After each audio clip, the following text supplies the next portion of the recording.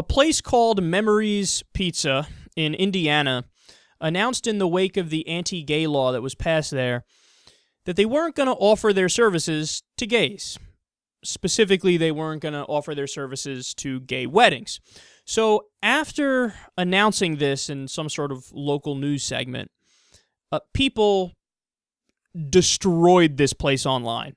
And when I say that, I mean they went to all the pages where you can do reviews of restaurants, and they were like, this place is the worst, and some of them played jokes and were like, come and get a cock-shaped size pizza or whatever. And some people even went way too far, and they did physical threats. That's obviously wrong. You should never do threats of violence under any circumstance.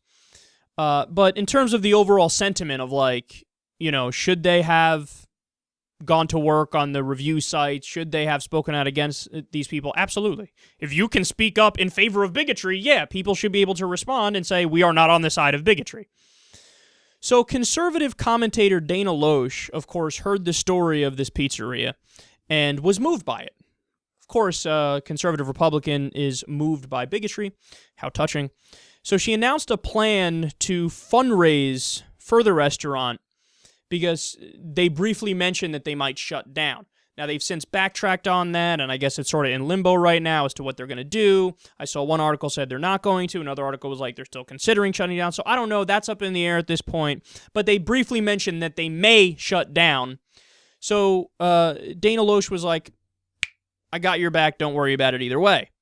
So they started up one of those campaigns to raise money for them. You know how much they raised? This is as of like 11:30 earlier today. So this is hours ago. $546,000 and counting.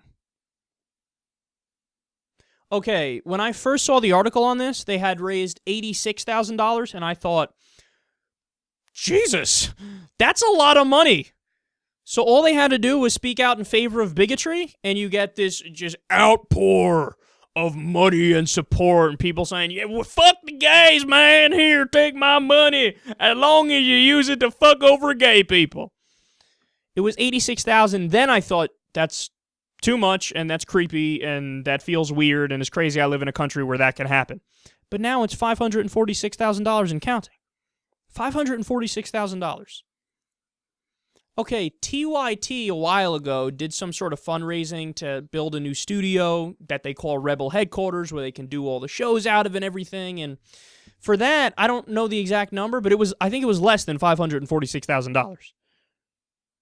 So, like, actual good political talk and news conversation raises less than somebody who just says, I'm a bigot and I will not serve gay people. That's a sorry state of affairs, man. And honestly, I'm fucking embarrassed. I'm embarrassed for all the people who gave money to these people, right? Like, obviously, like I said, I do not condone. It's not okay to do death threats or threats of violence at all, right? So we're all against that. I'm in favor of the counter-protest, though, where people say, like, okay, well, if you're going to speak out in favor of bigotry, I'm going to speak out against bigotry. But the idea that victim complex, right, is so strong that $546,000 people fork over to these guys. If you're so concerned about, they're victims, the pizzeria, they're victims. If you're so concerned about victimhood, shouldn't all that money be going to the gay people themselves? We're talking about a community which has been left back in a systemic fashion here. We're talking about a community where in 29 states, it's still legal to fire somebody if they're gay. In 29 states, it's legal to kick somebody out of your restaurant simply because they're gay. Out of your place of business, you could just kick them out because they're gay. There are still many states in America where there's no gay marriage. They still don't have full equality and full protection under federal law. They're not a protected class under federal law. You want to talk about a community that has been left behind. You want to talk... The gay community, the LGBT community across the board has a higher suicide rate because of how dickish people are in red state America to them. So that's the victimized community, But they flip it in their heads, man. We always speak about the Christian persecution complex, the Christian victim complex. In America, a country where 76% of people are Christian, over 90% celebrate Christmas, you can't go 8 feet in Christmas season without seeing a nativity scene and a fucking Santa and all this shit. And they feel like America's not on our side. Except the overwhelming majority of the lawmakers are Christian. What more do you want? But we know what they want. They view their rights as their right to take away your rights. That's what it comes down to. Because as we always say, a law which allows discrimination against gay people in this way is functionally the same, and in principle the same as a law that says, if you believe in racism based on your Bible, based on Christianity, based on the various passages that support slavery and a ban on interracial marriage and what have you, if you believe that based on your religion, you should be able to not serve black people because of that. Religious freedom. I have the religious freedom because I'm a deep racist based on my religion to not serve black people. I get to kick black people out of my restaurant.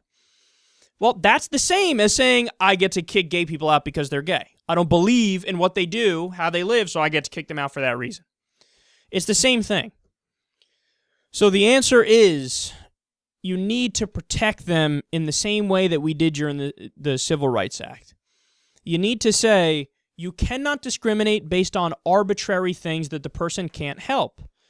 I mean, that's like if you're kicking somebody out based on their sexual orientation, they can't help their sexual orientation, just like they can't help if they're black or white or Asian or whatever. I mean, it's the same as kicking somebody out because they're a redhead and you don't like redheads. That's not a rational basis to do it. You can't kick somebody out for an arbitrary thing that they can't help.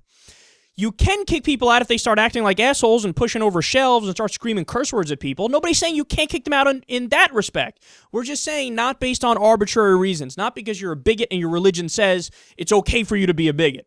You're allowed to be a bigot in your mind. You're allowed to believe whatever the fuck you want to believe, no matter how stupid it is. But you're not allowed to impose your beliefs on them because then it's no longer your right. Now you're saying it's my right to take away their rights, and that's not okay. But apparently a lot of people in America are still stuck in this primitive mindset, which is why $546,000 and counting has been raised for the bigoted pizza place.